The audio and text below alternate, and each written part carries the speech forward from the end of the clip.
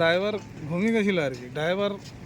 Driver ঘুমিয়ে গেছিল, দিয়ে গাড়িটা একদম কালভার্ট ফালভার্ট ভেঙে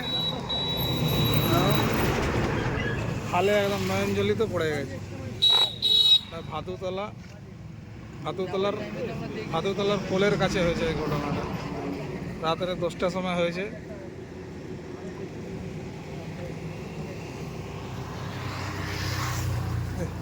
সব মাল ড্যামেজ হয়ে গেছে, কি মাল কি ছিল জানিনি। খুব দুঃখজনক ঘটনা। কেউ যদি রাস্তা সাইডে থাকতো মরেই যেত। রাত 10টার সময় ফাঁকা রাস্তায় হয়েছে। ড্রাইভার মানে শুয়ে গেছিল হয়তো। হ্যাঁ,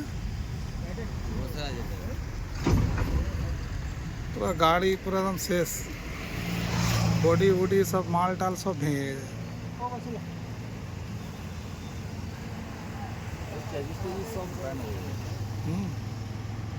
বাড়ার সময় হয়েছে,